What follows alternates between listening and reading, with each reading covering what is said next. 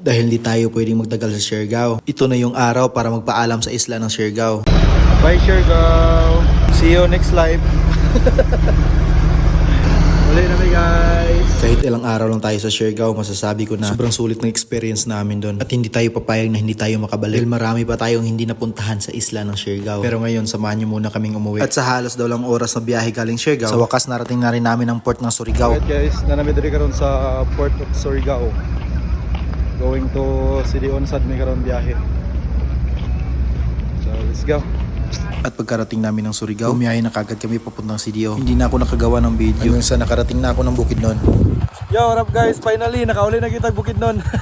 Going to Hao na tayo. Siargao to Surigao, Butuan, Hingoog, Cagayan de Oro. Andun, naabot na dali sa Bukidnon, di ba? Woo! Grabe ka, nice! Wow, grabe ka sa adang view dali sa Bukidnon.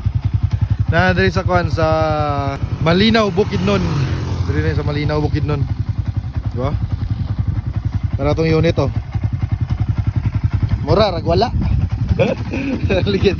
Ligit. Eh. Grabe. Full pa kayo. Woo.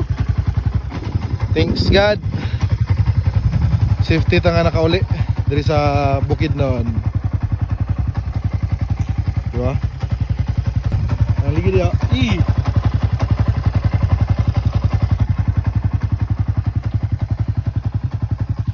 Shoutout sa itong mga followers dyan sa Siargao no? O sa Surigao. Pasensya kay mga dol, wala ta ka hatag sticker sa inyo kay. Sa karon nung good, wala pa tay sticker, no? Tantig sticker so basig son, ubalik magyapon mi diya sa Siargao. Takits lang ta siguro basig na tay sticker na puhon ug makabalik mi diya sa Siargao, di ba? So, moro to. Let's go. Thanks, Gizzy.